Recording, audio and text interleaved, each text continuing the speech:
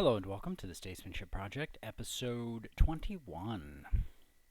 In this episode, I want to talk about something that my wife recently mentioned to me. I guess it came out of Canada last week, and it was this idea that 2 plus 2 equals 4 is racist, and that 2 plus 2 could actually also equal 5, because to say that there's objective reality is racist. Like somehow, if you're not white, you can't do math, or something like that. I'm not sure where they're going with that, but it makes about as much sense as 2 plus 2 equaling 5. Let's break this down and try to understand why it's important to support, recognize, and defend objective reality. Objective reality is the truth. And if you do not support, promote, and defend the truth, stand for the truth, capital T truth, then truth becomes the opinion of the powerful.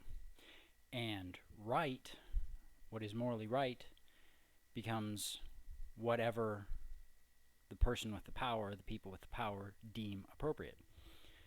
So we see that a little bit right now, because those that have perceived power in our society are the ones that are going to yell the loudest. Typically they have blue hair and may or may not have intact genitals.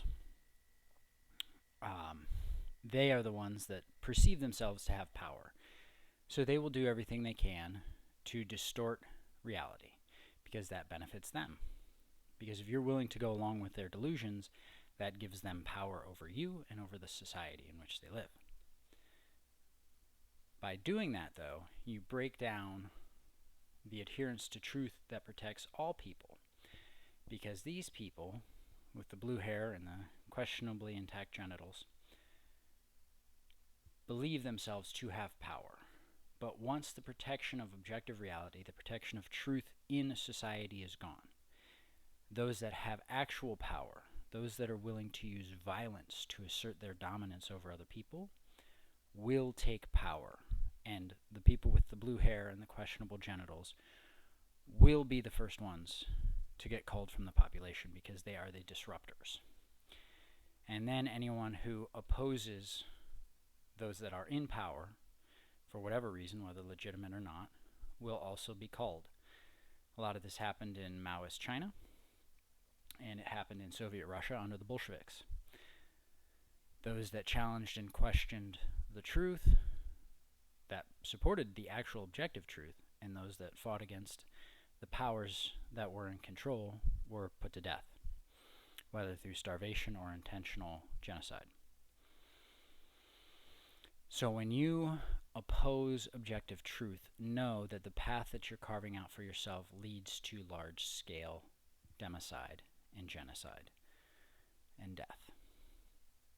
So the next time you hear someone telling you that 2 plus 2 equals 5, and that to say otherwise makes you a racist, well, ask them what that word even means, because they don't believe in objective reality and in objective truth, so their use of that claim means nothing. Keep that in mind. It only has power if you give it to them. You are the one with the power. You are the one who gets to decide who has power in your life and who doesn't. You get to decide whether or not something conforms to objective truth and objective reality, or not. And you do have the option right now of deciding whether or not you want to conform your life to the truth.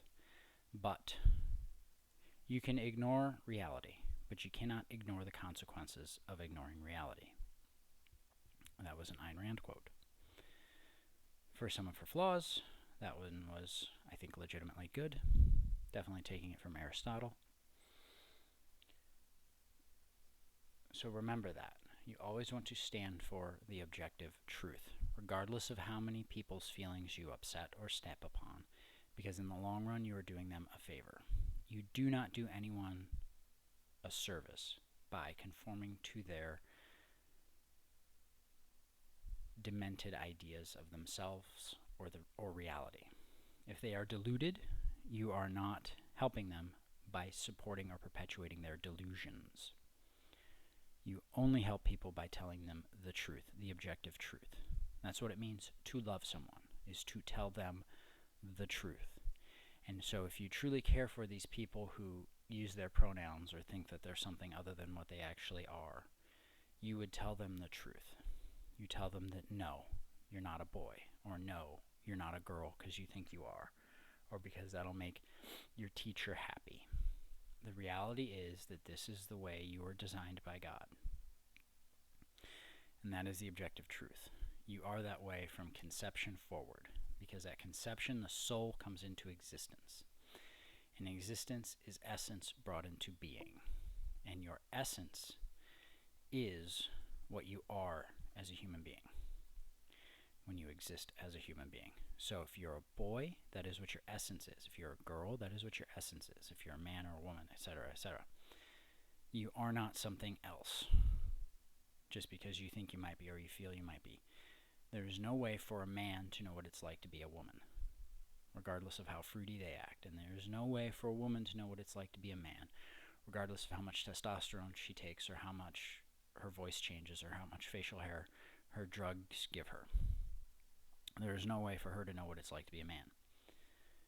These are objective truths that we have to conform our lives to. Otherwise, the consequences of reality will be far more terrible than we are capable of comprehending at this particular moment in time. So the next time someone tells you 2 plus 2 equals 5, ask them what their definition of 5 is. Because 2 plus 2 is, was, and will always equal 4. And as Orwell said, freedom is the ability to say 2 plus 2 equals 4 and know that you're correct. 2 plus 2 equals 4. There's a lot more that I can get into, but I don't want to make this too long.